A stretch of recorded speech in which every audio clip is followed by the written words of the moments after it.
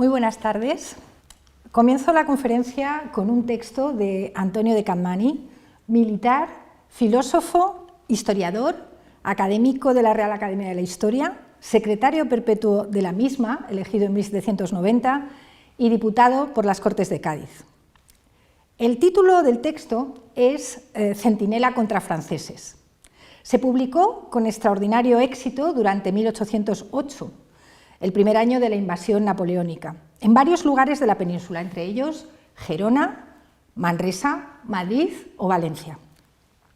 Era un encendido panfleto en contra de Napoleón y de los franceses, que solo un año después, en 1909, continuó su exitosa difusión en otros territorios peninsulares y también en América, en concreto en Lima, donde vio la luz en la imprenta más importante que la ciudad tenía por esas fechas, la de los Niños Expósitos. El texto, considerado el más encendido alegato antinapoleónico escrito durante la invasión francesa, fue traducido al alemán, al portugués y al inglés en Filadelfia, según consta en la edición de Sevilla de 1810. En él, Capmany se manifestaba en los siguientes términos: españoles de todos sexos, edades, estados y condiciones, con todos hablo. Esta guerra es muy diferente de cuantas hemos sostenido dentro y fuera de casa, por su naturaleza, causa, fin y consecuencias. Es en su primer origen defensiva, y así no pende de nuestros deseos ni de nuestra mano su remate. Pide por su calidad más vigilancia y constancia y gran severidad contra los remisos, vacilantes o sospechosos. Se trata de vencer o vivir esclavos. Tanto el contenido como las circunstancias de su circulación creo que son un preámbulo adecuado para iniciar esta conferencia, que está dedicada a analizar las características discursivas y simbólicas de algunas de las primeras proclamaciones de independencia que tuvieron lugar en la América hispana. En concreto, las sucedidas durante los 2 años siguientes a la invasión napoleónica de la península, en 1809 y 1810. Unos movimientos que, como veremos, tuvieron como telón de fondo y justificación una eventual invasión napoleónica en América, entendida como continuación de la ocurrida en la península. Por tanto, entender las consecuencias institucionales de los acontecimientos peninsulares de 1808 puede ayudar a comprender lo que sucedería más tarde en América. Sabemos que el desencadenante de la guerra contra la invasión napoleónica comenzó a raíz de un cambio dinástico. Napoleón Bonaparte, consagrado emperador en 1804, tenía entre sus objetivos de dominio tutelar conseguir que la monarquía española estuviera bajo su mano. Esta decisión significaba que formalmente la monarquía española podía seguir existiendo, aunque estaría directamente controlada por Francia. Según los planes napoleónicos, para lograrlo, bastaba con provocar la sustitución de la dinastía, retirar de escena a la Casa Borbón e instaurar a los Bonaparte. No era la primera vez que en la monarquía española se producía un cambio dinástico procedente de Francia. Un siglo antes, en 1700, los Borbones habían desplazado a los Habsburgo en la titularidad dinástica de los reinos de España. Pero el acto legítimo de la sucesión, basado en el testamento de Carlos II, dejaba claras las razones constitucionales de ese cambio. En él se manifestaba la estrecha relación y continuidad familiar del futuro Felipe V con los Habsburgo de Madrid y se declaraba expresamente la imposibilidad de unión o supeditación de España a Francia. Por otro lado, las instrucciones precisas de respeto a las leyes y usos tradicionales de la monarquía española, diseñadas por el sector que facilitó la opción borbónica al trono, y los esfuerzos reales de Felipe V por adoptarlas, sobre todo en sus iniciales manifestaciones externas, permitieron que la sucesión se aceptara en todos los territorios de la monarquía y en las cortes europeas, salvo en la de los Habsburgo de Viena, como un acto legítimo y de plena legalidad. Una legitimidad que, a nivel interno, quedó reflejada en las reuniones a cortes que le juraron como nuevo soberano, y también en las proclamaciones y actos festivos plenos de mensajes legitimadores que se celebraron a uno y otro lado del Atlántico, asignando a Felipe V el sobrenombre de el austriaco Borbón. En el caso del cambio dinástico de 1808, al principio del conflicto entre la Casa del Príncipe y la del monarca español, permitieron a Bonaparte presentarse más como un árbitro de las diferencias internas de la familia real española que como un auténtico invasor. Tras el motín de Aranjuez, en marzo de 1808, a raíz del cual Carlos IV abdicó en Fernando VII, Napoleón congregó a la familia real al completo en Francia y logró que Fernando devolviera la titularidad dinástica a su padre para que éste se la cediera al propio Napoleón, quien inmediatamente nombró a su hermano mayor, José, hasta ese momento rey de Nápoles y de Sicilia, rey de España. El 6 de junio, José Bonaparte era proclamado rey de las Españas y de las Indias. La clara supeditación a los intereses de la Francia napoleónica y la quiebra de las leyes y usos tradicionales de la monarquía española, donde el peso de la continuidad dinástica jugaba un papel fundamental, despojaron de cualquier viso de legitimidad a este complejo episodio de traspaso de poderes. No se puede olvidar, sin embargo, que el proyecto de Napoleón contó en España con apoyos entre los diferentes grupos sociales preeminentes. Las instituciones dependientes de la monarquía, el Consejo de Castilla, las capitanías, las audiencias, las chancillerías y la misma Junta de Gobierno nombrada por Fernando VII antes de su viaje a Bayona, se plegaron a las exigencias del plan napoleónico sin oposiciones ostensibles. Fueron los notables locales y los poderes generados por ellos en pueblos y provincias, las juntas, los que ofrecieron resistencia. Una resistencia que, para que no fuera interpretada de una manera torticera, necesitó cargarse de legitimidad en su acción política y, para lograrlo, tuvieron que explicar las renuncias de Bayona como un acto en el que Fernando VII tuvo su voluntad forzada. La utilización de este argumento era imprescindible para que el monarca quedara eximido de cualquier responsabilidad en un acto político ilegítimo, ya que uno de los principios de las doctrinas regalistas y de las leyes fundamentales de la monarquía española, elaboradas a lo largo de 10 siglos, defendía que un rey no podía enajenar el reino por su propia voluntad. Argumentar que Fernando VII había sido forzado le permitía convertirse en símbolo de la libertad cautiva. Los poderes generados por los notables locales, los únicos que habían interpretado aquella operación política como un secuestro, se consideraron exclusivos depositarios de la legitimidad monárquica. Y en ese contexto resultaba fundamental efectuar la ceremonia de proclamación de Fernando VII, a pesar de su ausencia, y de tal manera que en todos los lugares de la monarquía se ejerciera y se hicieran fiestas para hacer evidente esa proclamación. Se empezó por Madrid. Voy a rememorar este acto a través de un testimonio que visibiliza el protagonismo de un insigne americano residente en la corte en esos momentos. Se trata de Tadeo Bravo de Rivero, nacido en Lima el 28 de abril de 1755 y que antes de la invasión francesa ejerció el puesto de procurador de Lima en Madrid, donde se encontraba al iniciarse la guerra contra Napoleón. En un folleto titulado Carta en que se describe lo más notable de las funciones de la proclamación del rey nuestro señor Fernando VII en la Villa y Corte de Madrid, el autor, anónimo, describe las ceremonias en honor del rey cautivo y así cuenta cómo el 24 de agosto de 1808 amanecieron las principales calles madrileñas engalanadas con vistosos medallones, colgaduras y retratos del monarca. Entre las fachadas más adornadas de la villa se encontraba precisamente la de Tadeo Bravo, situada su casa en la plaza de San Martín, cerca de las Descalzas.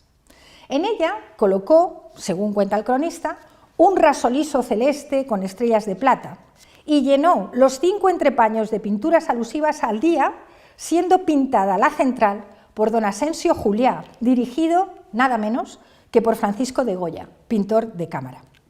El cuadro representaba un indio y una india peruanos para indicar que era la fidelidad limeña la que en un medallón tenía en su derecha el retrato del rey Fernando VII. Las otras 4 alegorías se completaban con sonetos, con octavas y debajo un tarjetón en el que se leía: a Fernando VII, rey de España y de las Indias, la ciudad de Lima. Una vez proclamado el monarca, el reglamento de la Junta Central, adoptado el 7 de octubre de 1808, cuidó hasta el extremo exhibir los símbolos de legitimidad que identificaban a sus miembros como los depositarios del poder de la monarquía.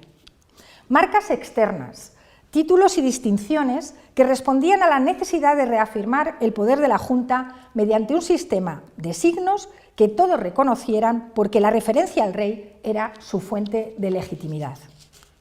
Para demostrar la adecuación entre el poder real y la Junta Central, ésta tomó el título de Majestad, a la que se debían mostrar los honores y el respeto equivalente.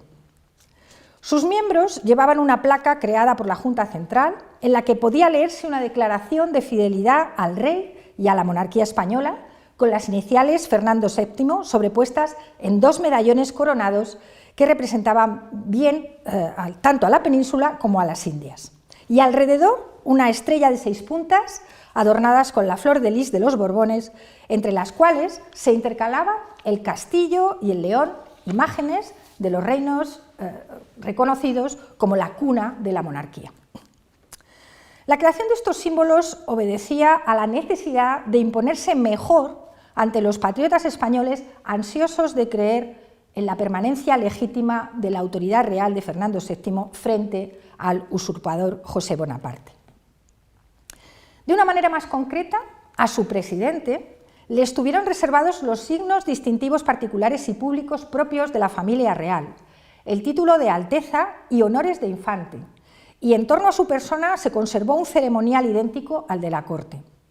El resto de los miembros de la Junta operaron como consejeros del rey, porque la Junta se consideró un consejo extraordinario que regía la monarquía mientras el rey se hallara ausente. Además del establecimiento de los símbolos de legitimidad, las juntas provinciales primero y más tarde la central generaron un discurso patriótico que justificaba la toma del poder local y al mismo tiempo exhortaba a la lucha contra los franceses. Y así, mediante proclamaciones y manifiestos, presentaron a los españoles los motivos de su creación y las metas que se habían propuesto. De este modo, durante el verano de 1808, esos textos circularon, extendiéndose la comunicación por toda España y, por voluntad juntista, también por América. Una de las juntas pioneras, la de Sevilla, tomó como responsabilidad particular mantener el contacto con los virreinatos americanos, decidiendo enviar un comisionado especial. El encargo le fue confiado al brigadier José Manuel de Goyeneche, natural de Arequipa, en el Virreinato del Perú. Al ocurrir los sucesos de Bayona, la Junta de Sevilla decidió que era el mejor candidato para encomendarle que asegurara la fidelidad de los virreinatos de Buenos Aires y de Lima. El modo debía ser el mismo que el efectuado en la península, es decir, mediante la proclamación y jura de Fernando VII. También tenía el encargo de conseguir donativos para la guerra e impedir la propaganda napoleónica, en especial la que pudiera enviarse desde Madrid por el duque de Berg, es decir, por Joaquín Murat. Nombrado representante el 17 de junio, Goyeneche embarcó el 25, asistió a la jura del monarca en las Islas Canarias y prosiguió luego la navegación durante 50 días. Cuando llegó a Montevideo y a Buenos Aires, en agosto, el 27 de ese mes, Goyeneche envió sus primeras cartas al virrey del Perú y a los presidentes de las audiencias de La Plata y del Cuzco, participándoles su misión y sus bien precisas instrucciones que eran despreciar cualesquiera órdenes, sean de quien fueren, con tal que apareciera el nombre pérfido de Napoleón. La orden era, por tanto, jurar a Fernando VII. Las cartas de Goyeneche llegaron a Lima y a poder del virrey Abascal por el correo de Cuzco, proveniente de Buenos Aires, e hizo conocer el 20 de septiembre el bando real de la exaltación de Fernando VII al trono, hecho del cual ya estaban enterados los limeños por gacetas de noticias que habían llegado antes. También llegó a Lima el correo de Chile, el 1 de octubre, que traía la versión de las autoridades napoleónicas sobre las renuncias y las órdenes del Consejo de Castilla, sometido ya a Murat. Informaba este correo de los sucesos del 2 de mayo en Madrid, presentándolos tan solo como un incidente provocado por un corto número de personas inobedientes a las leyes, facciosos y tumultuarios. Se informaba que este acto anárquico había sido reprimido, leo literalmente, por la beneficencia y humanidad del serenísimo señor Gran Duque de Berg, que con la tropa y generales de su mando había restablecido el orden público y amenazaba con severo rigor a quienes osaren maltratar de palabra u obra a los militares franceses y demás individuos de esta nación.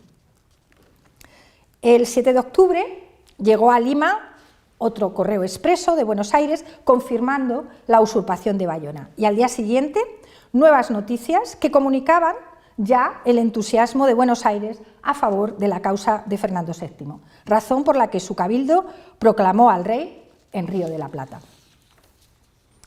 Aunque el virrey Abascal había recibido de España, a través del Consejo de Indias, reales cédulas con órdenes para que reconocieran como regente a Murat, el virrey reunió en su palacio a todas las autoridades del virreinato, civiles y eclesiásticas, y acordaron la proclamación de Fernando VII por unanimidad, una aclamación fijada para el 13 de octubre. De nuevo, luminarias, el retrato del rey, de una vara de alto y en un marco de plata, colgado de las galerías del Cabildo de Lima. Los tarjetones que acompañaban la pintura decían: «Tenemos rey, queremos jurarlo, juramos a nuestro rey y señor Fernando VII». También se hicieron los gritos de fidelidad y alzamiento del pendón, tal y como se hacían en la corte, reproduciendo en las plazas más importantes de la ciudad la ceremonia. A continuación, cada región del Virreinato del Perú proclamó a Fernando VII. Huamanga el 1 de octubre, en Cuzco el 14 de octubre, en Arequipa el 3 de noviembre, en Puno y San Miguel de Piura el 10 de noviembre, en Tarma el 18 de noviembre, en Jauja el 21 de noviembre, también en Trujillo y Huamachuco y Moquegua, y también en noviembre se iniciaron las ceremonias para hacerlo en Mainas, una región de la selva que finalmente consiguió hacer la proclamación el 6 de mayo, allí y en otras zonas, incluidas las misiones Alta y Baja del Marañón y de Canelos. En todos ellos se efectuó el juramento conforme al programa que se les señalaba: repiques de campanas, luminarias, danzas de indios, misa pontifical, publicación de los papeles recibidos y te deum de acción de gracias. Hoy sabemos que Napoleón no envió tropas a América en 1808, pero sin duda tenía un plan de intervención. El Consejo de Castilla, en nombre de José Bonaparte, nombró a comisionados que dieran parte de la nueva situación, aunque tuvieron poco éxito. Pero mucho más interesante resulta que Napoleón, desde el principio, según revela la correspondencia con Murat, quería que los habitantes de los virreinatos conocieran y entendieran el cambio dinástico que se había producido en las tierras hispanas del viejo continente. Para ello, encomendó el 29 de mayo de 1808 al marqués de Sassenet la misión de conducir despachos oficiales a Buenos Aires con esas nuevas. Las instrucciones que entregó al marqués incluían pedir al virrey del Río de la Plata, el francés Santiago de Liniers, que Sassenet había conocido en sus viajes a Buenos Aires, que hiciera reconocer a José Bonaparte como rey de España. Pero además debía recoger todos los informes que pudiera obtener sobre el estado de la América española y en particular del Virreinato de Buenos Aires, para más tarde hacer lo mismo en Perú y en Chile. El marqués fracasó en su objetivo por la oposición que manifestó la audiencia y el Cabildo de Buenos Aires, pero no el virrey Liniers, que al parecer, en privado, prometió un futuro apoyo a Napoleón. Tras el fracaso inicial de la gestión de Sassenet en el Río de la Plata, Bonaparte dispuso un plan más vasto y mejor urdido para procurar sublevar en su favor las tierras americanas. Pretendía hacerlo a través de la creación de una red de agentes, de espías, cerca de 30, casi todos españoles menos 3, que debían actuar en zonas prefijadas de acuerdo con los planes trazados por Monsieur de Molin, un capitán de navío y corsario que primero desde Baltimore y más tarde desde Nueva York, a partir del otoño de 1808, ejerció como jefe de los espías de Napoleón en América. Las instrucciones de Molin para sus agentes son conocidas gracias a las investigaciones de Villanueva en los archivos del Foreign Office. Los espías debían contactar con miembros de las élites virreinales y persuadirlos de que Napoleón solo deseaba dar la libertad a un pueblo esclavo. Su única demanda consistía en contar con la amistad de los naturales y lograr un comercio franco con sus puertos. Los agentes debían comprometerse a enviar auxilios militares y escoger colaboracionistas capaces de alimentar la sublevación. Estos debían buscarse, según las instrucciones, entre las autoridades civiles y religiosas y no entre el pueblo al que consideraban bárbaro y poco inclinado a sus orientaciones. En particular, debían buscar la complicidad de sacerdotes, leo literalmente, que persuadan en las confesiones y aconsejen a los penitentes que les conviene un gobierno independiente y que no deben perder una ocasión tan oportuna como la que se les presenta y facilita el emperador Napoleón, haciéndoles creer que es enviado por la mano de Dios para castigar el orgullo y tiranía de los monarcas. No hacerlo se consideraría un pecado mortal, porque no admite perdón resistirse a la voluntad divina. Asimismo, debían abstenerse, estos agentes, de hablar contra la Inquisición o contra el Estado eclesiástico, ya que recomendaban que en los estandartes de los sublevados debía escribirse el lema: «Viva la religión católica, apostólica, romana, y muera el mal gobierno». Finalmente, en el momento en el que estallaran los tumultos, las autoridades resistentes debían ser envenenadas. En nota a las instrucciones se añade que 4 buques debían recorrer las costas americanas, inclusive las del Perú, para dar cuenta de todo lo que sucediera. Al final, este plan fue revelado a la Junta Central, que informó a las autoridades americanas, que publicaron los nombres de los espías y ordenaron darles caza, lo que no es óbice para pensar que no hubiera otros intentos similares a este que regionalmente pudieran tener éxito. Por tanto, la llegada simultánea de noticias en la que se confrontaba la realidad del nombramiento de José Bonaparte como rey de España con los documentos y decretos emanados del movimiento juntista alimentaron en América la confusión y el desasosiego. Un ejemplo de esta sensación de desorden fue lo que ocurrió con el órgano de noticias y decretos que hasta entonces había utilizado la monarquía y que no era otro que la Gaceta de Madrid.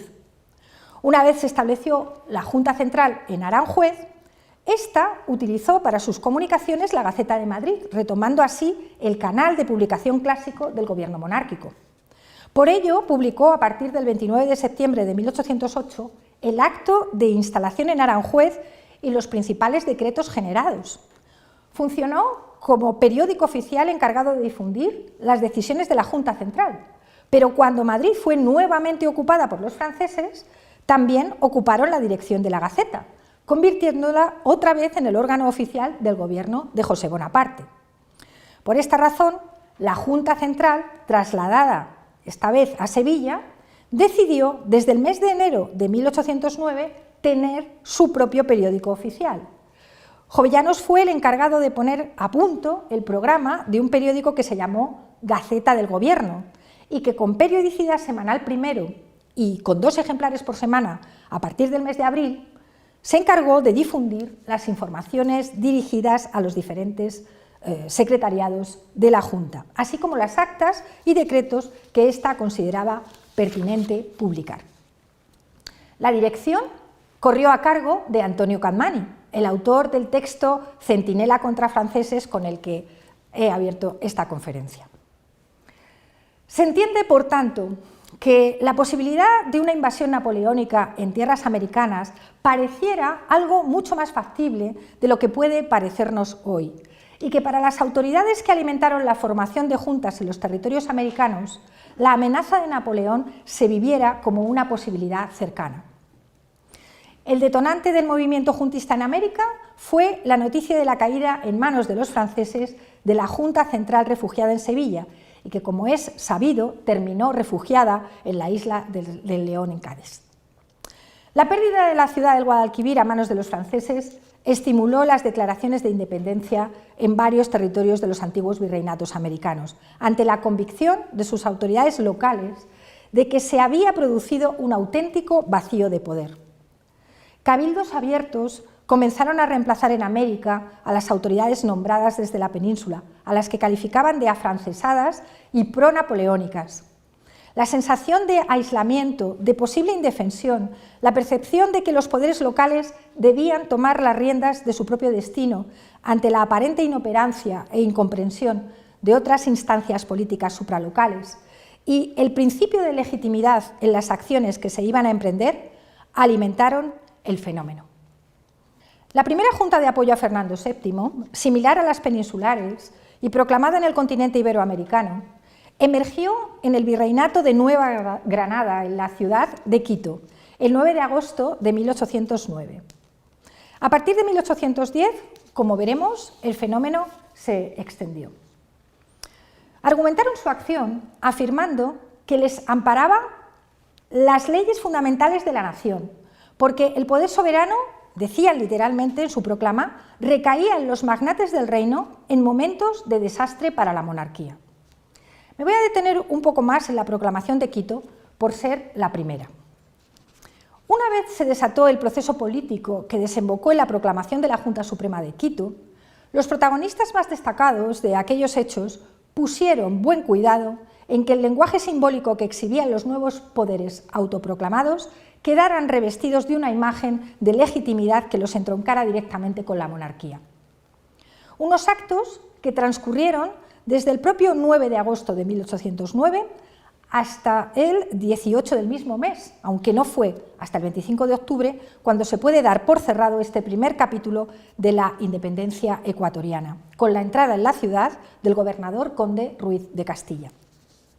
Tras el apaciguamiento, algunos de los gestos simbólicos de los insurrectos fueron interpretados despectivamente como hechos indignos y calificados como representaciones de comedia o entremés, aunque en realidad eran la expresión externa de la legitimidad de los juntistas plena de significación política. El levantamiento se consumó en 4 horas, desde las 11 de la noche del día 9 de agosto hasta las 3 de la madrugada del día 10, festividad de San Lorenzo. A partir de las 5 de la mañana de ese día, la población comenzó a tener noticias confusas de lo que estaba ocurriendo.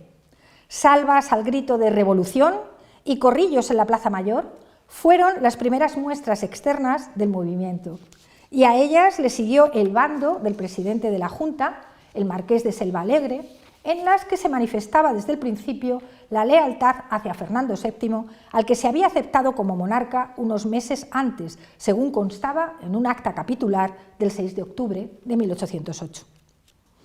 El bando también informaba de la ocupación completa de la península ejecutada por los franceses y de la disolución de la Suprema Junta Central, a la que el Ayuntamiento de Quito había jurado obediencia como depositaria de la Real Autoridad los días 10 y 17 de marzo de 1709. Es decir, fue un rumor lo que desencadenó la revolución.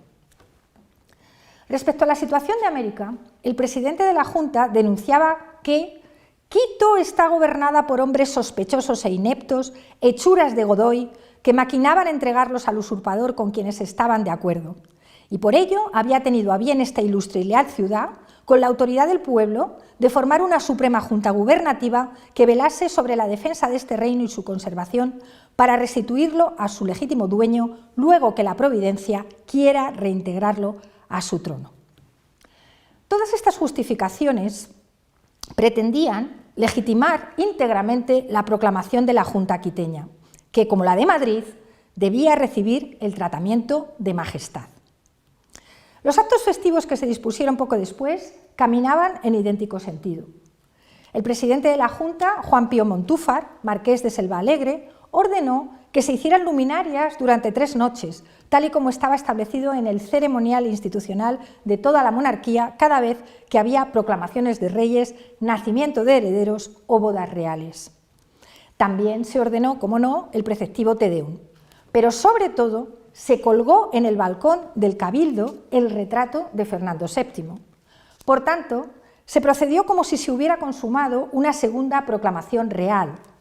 El protagonismo del Cabildo Municipal en todo el proceso juntista fue medular. En el nuevo órgano de gobierno había representantes de todos los barrios, y así quedó reflejado en su acta de constitución. Los anónimos detractores indicaban con desdén, cuando hablaban de esta masiva representación de la Junta, que era como fiesta de toros en que, según la costumbre del país, cada barrio hace su máscara. Pero por más que se quisieran menospreciar estos gestos, detrás de ellos había una simbología del poder legítimo que tenía mucho que ver con las leyes fundamentales de la propia monarquía, con su concepto organicista y con la idea de que los cabildos municipales eran elementos esenciales y no prescindibles de su orden político.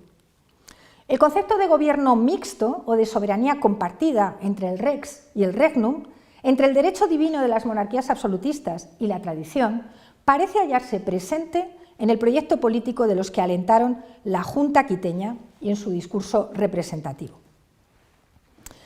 Durante el segundo día oficial de celebraciones, la Junta, formada desde las 9 hasta las 12 del mediodía, recibió los homenajes de las autoridades y corporaciones de la ciudad.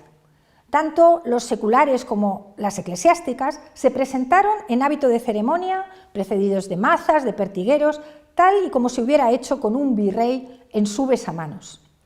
Fue el momento de tomar las primeras medidas gubernativas.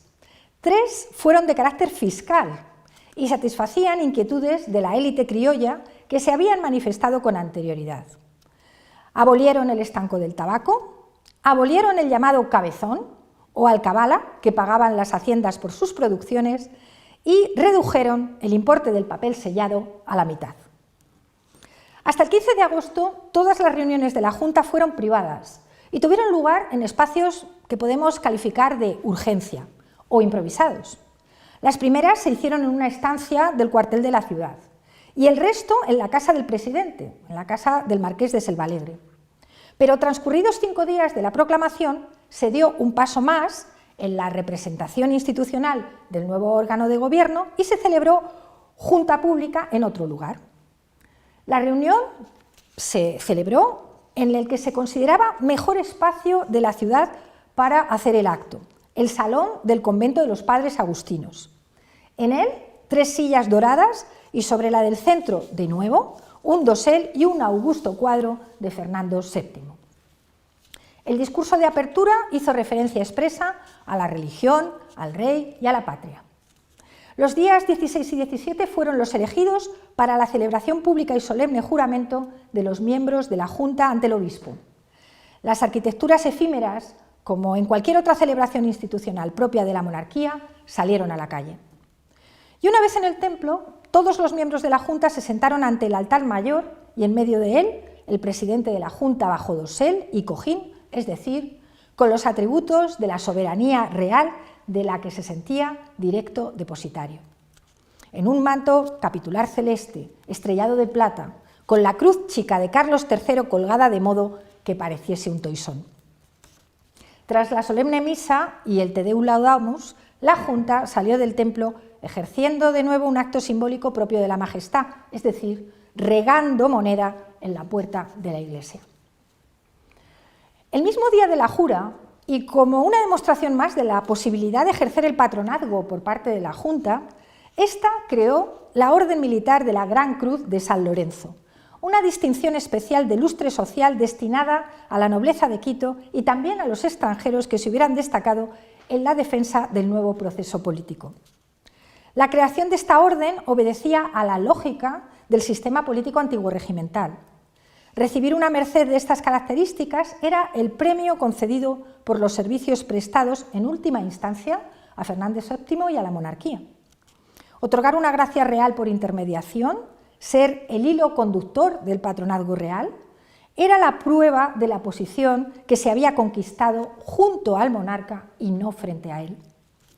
Por último, adoptar una insignia específica bajo la advocación de San Lorenzo era un símbolo que, merced a los avatares del calendario, entroncaba con las más puras tradiciones de la monarquía española.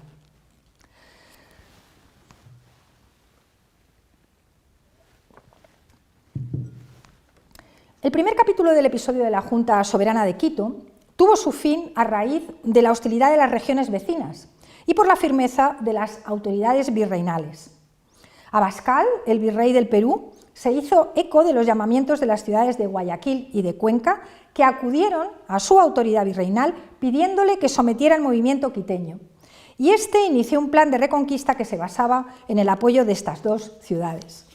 Envió tropas comandadas por el brigadier Manuel Arredondo, que desembarcó en Guayaquil el 19 de septiembre de 1809 y avanzó hacia Quito. Por su parte, el virrey de Nueva Granada, Antonio de Amar y Borbón, en cuya jurisdicción estaba el reino de Quito, encargó al gobernador de Popayán que organizara la invasión desde el norte de la provincia quiteña, animado también por la actitud de las autoridades de Cuenca. En todo caso, para la cuestión que estamos tratando hoy, no cabe duda de que desde un punto de vista simbólico, las nuevas autoridades autoproclamadas en Quito procedieron a imagen y semejanza de la Junta Central. Tras los sucesos de Quito, otros cabildos abiertos comenzaron a reemplazar en América a las autoridades nombradas desde la península a partir de 1810, argumentando siempre que esas autoridades eran afrancesadas y colaboracionistas. Ocurrió en Caracas en abril, en Buenos Aires en mayo, en Bogotá en julio, en Santiago de Chile en septiembre, al igual que en México, donde el 16 de septiembre, cuando el virrey José de Iturrigaray hizo saber al virrey que conservarían los derechos de Fernando VII, la razón era que este virrey había sido proclamado por Bonaparte, por José Bonaparte, y él había aceptado, el cabildo decidió proclamar los derechos de Fernando VII. Dijo que su abdicación era nula, porque nunca un monarca legítimo dejaba de serlo, y esto dicho literalmente, sin el consentimiento de la nación española. Y por eso la única salida que quedaba era deponer al virrey, lo que hicieron.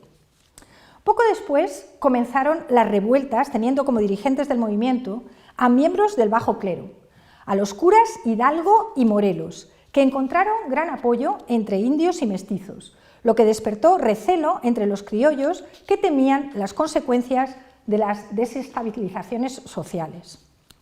El cura Hidalgo, que era hijo de vizcaíno, organizó en el norte un ejército de campesinos indios y mestizos.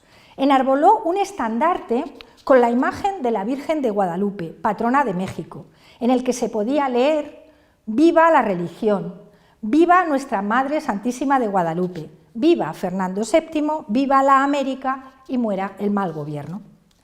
Hidalgo lanzaba así el llamado Grito de Dolores, que en su lema difería muy poco de las tradicionales revueltas antiguorregimentales declaradas en buena parte de Europa a lo largo de toda la Edad Moderna, y que, en su lema, recordaba bastante a las instrucciones dadas a los espías de Napoleón. Al sur de México, la Capitanía General de Guatemala, que incluía el gobierno de Costa Rica, las intendencias de Chiapas, Honduras, Nicaragua y El Salvador, también se manifestaron en bandos y sermones contra el cautiverio real. En general, durante los primeros compases de los levantamientos, la independencia era solo una palabra con la que se demostraba el repudio a las nuevas autoridades españolas napoleónicas, más que un pronunciamiento legal sobre la separación de la patria peninsular. Sofocados casi siempre en los primeros estadios estos movimientos, produjeron, sin embargo, algunas consecuencias inmediatas de muy difícil restauración.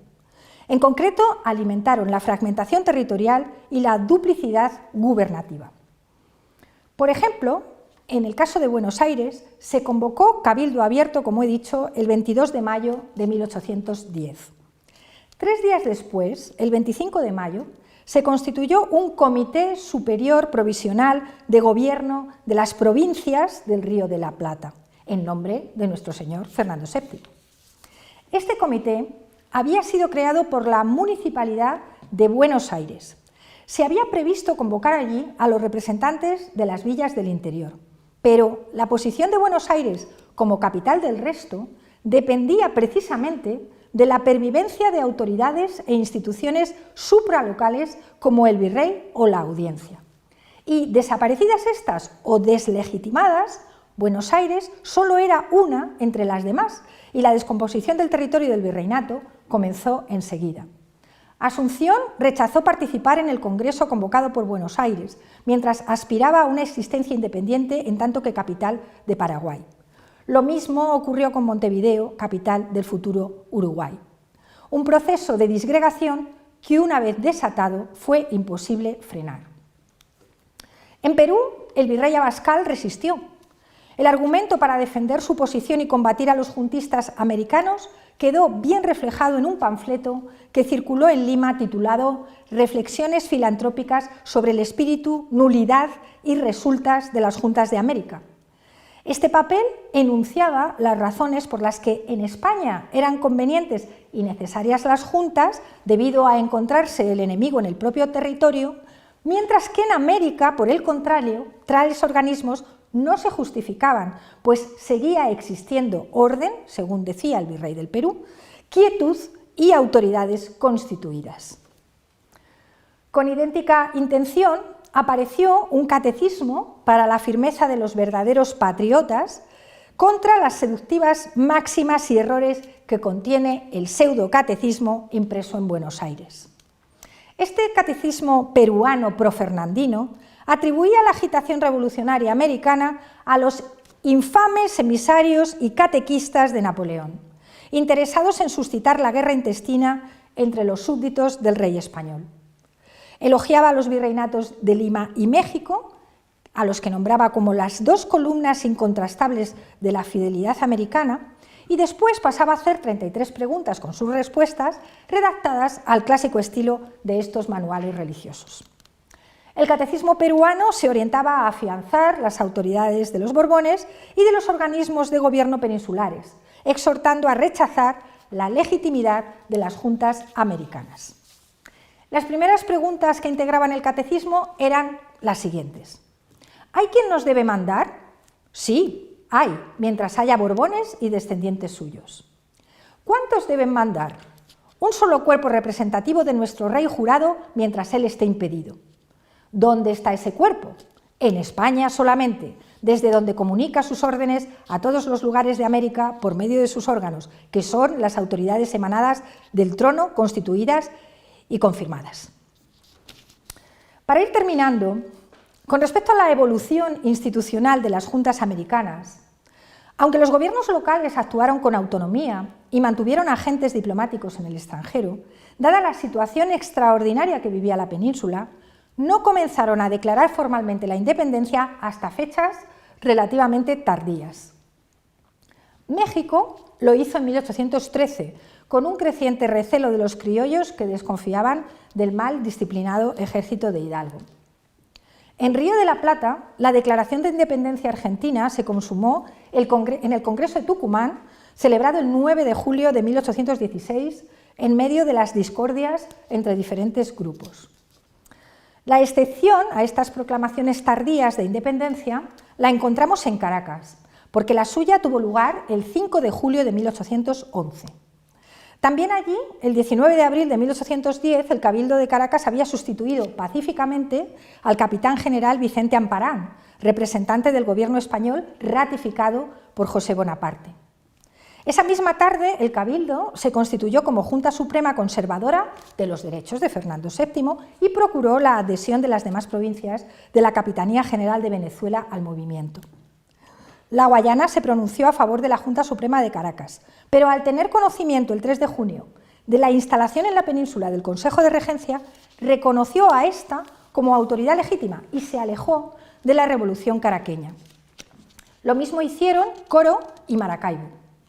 Era evidente que el carácter de la Junta Suprema de Caracas, como conservadora de los derechos de Fernando VII, no le permitía ir más allá de la autonomía proclamada el 19 de abril. Y por esa razón, la Junta convocó a elecciones para instalar un Congreso Constituyente que finalmente optó por la independencia el 5 de julio de 1811. En esa decisión, los condicionantes económicos y la intervención inglesa tuvieron un papel fundamental. La intervención inglesa siempre estuvo presente en el proceso de independencia americano. Al principio, explotó su alianza con Portugal y con el destino del Brasil independiente, y aunque no correspondía tratar esta cuestión en esta conferencia, al menos sí que quiero recordar que en los primeros compases de la invasión napoleónica, Inglaterra intentó aprovechar el vacío de poder español a través de la hermana mayor de Fernando VII, la infanta Carlota Joaquina, esposa del regente portugués, que se hallaba en Brasil y que, en los primeros momentos de la invasión, declaró ser el único miembro de la familia real española que no se hallaba coaccionado, razón por la que reclamó asumir la representatividad de la corona. Al pasar a ser Inglaterra aliada de España contra Napoleón, cambió temporalmente su estrategia hasta conseguir la derrota francesa. No obstante, durante lo que hemos llamado la segunda etapa de las independencias hispanoamericanas, que comienza en 1815 y dura hasta 1824, todo tuvo un cariz muy diferente, porque estuvo presidida toda esa etapa por la intervención de Inglaterra en Hispanoamérica, que ahora tenía las manos libres tras derrotar a Napoleón en Europa para maniobrar acorde con sus intereses. Además, los intentos de reposición absolutista de un Fernando VII restaurado y la militarización exponencial del conflicto tras la definición consagrada en Cádiz de los ciudadanos en armas como garantes de la nación, resultarían ser los desencadenantes de esta segunda parte de las independencias controlada por Inglaterra. Pero como decía, todo esto es un capítulo que no me corresponde tratar ahora. Mi cometido consistía nada más en poner de manifiesto que la acción política y bélica de Napoleón en Europa y sus consecuencias supracontinentales supusieron el principal detonante de los procesos independentistas en América y que en el origen de estos la defensa de la legitimidad secuestrada fue unas veces parapeto y otras veces excusa de aquellos movimientos. Que este hecho fue percibido por los que no eran partidarios de la ruptura se aprecia en las preguntas y respuestas del Catecismo Patriótico al que acabo de hacer alusión y con el que se pretendía hacer pedagogía de la naturaleza de los levantamientos para intentar que la población no los secundara. Las dos preguntas clave de ese catecismo, y con esto termino la conferencia, eran: ¿los representantes hechos por los insurgentes de América cómo se llaman? Junta Revolucionaria. ¿Qué es Junta Revolucionaria? La creación de unos hombres, casi todos malos, elegidos por sí mismos o por otros sugeridos por ellos, que con el pretexto de defender la religión, el rey y la patria, hacen todo lo contrario. Muchas gracias.